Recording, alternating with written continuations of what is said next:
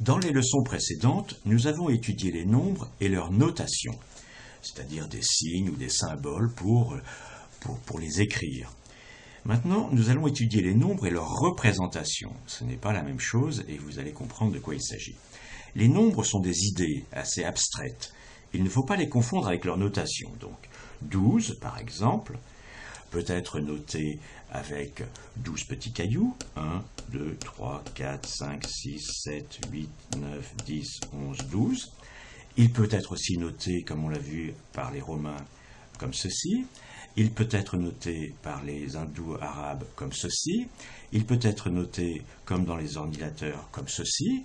Il y en a encore d'autres de notations, mais dans tous les cas, on parle du même nombre.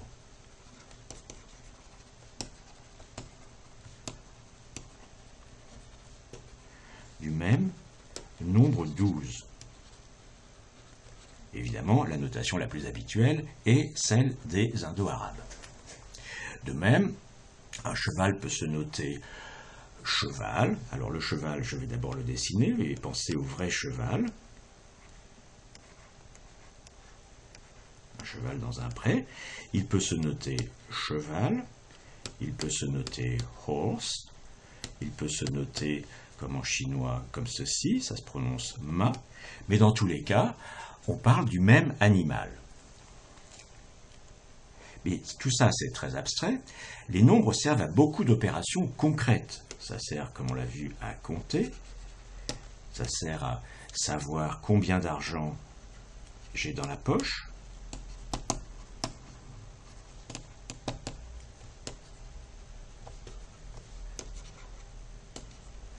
Ça sert à savoir combien de kilomètres on a parcouru.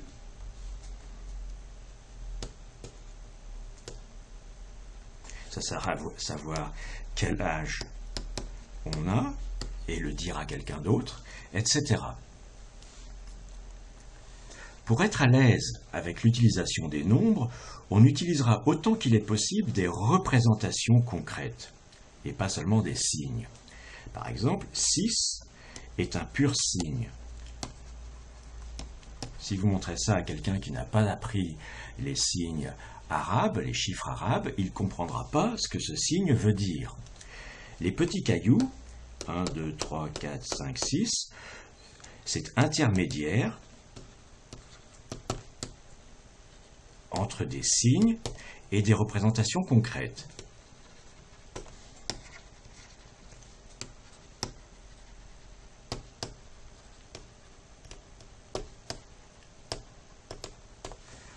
Pour comprendre de quoi il s'agit, regardons un peu ce que l'on a fait, c'est d'ailleurs assez amusant, quand on a voulu correspondre ou essayer de correspondre avec des extraterrestres.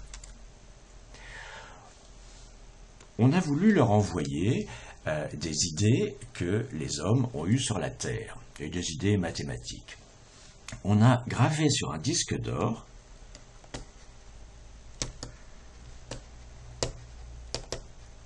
qu'on a mis dans une fusée, on a gravé le nombre pi, que l'on écrit soit comme ceci, soit comme cela.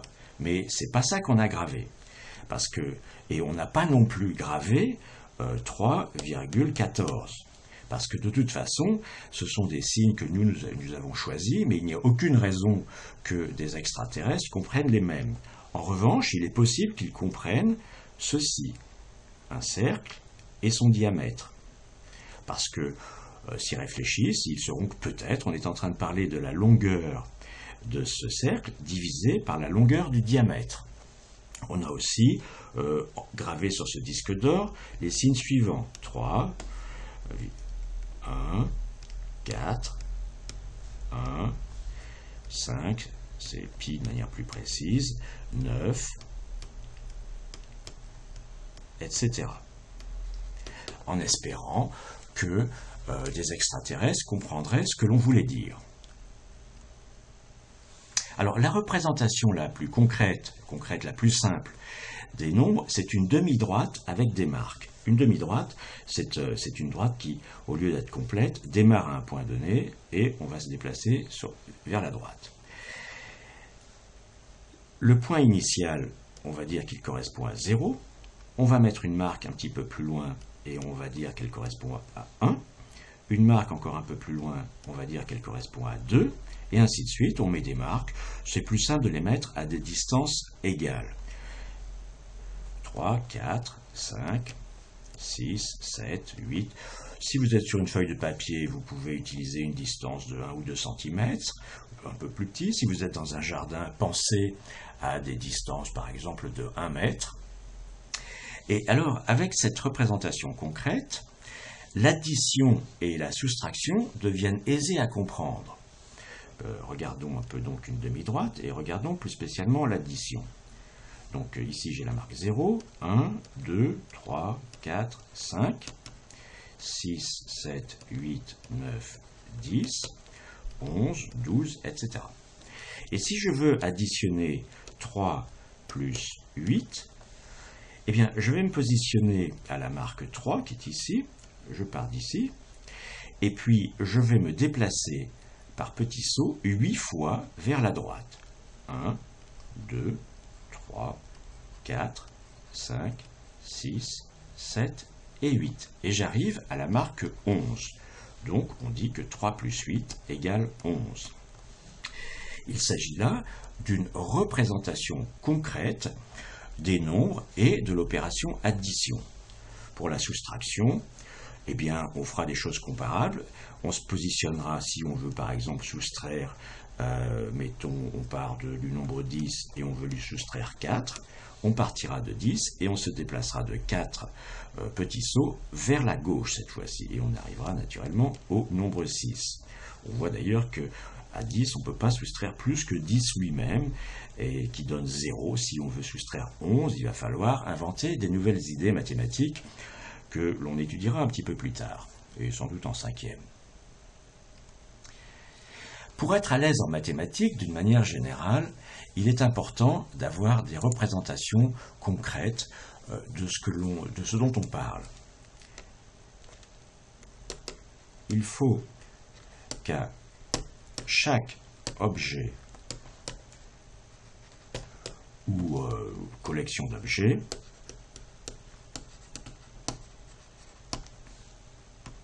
et d'ailleurs opération, on soit capable d'associer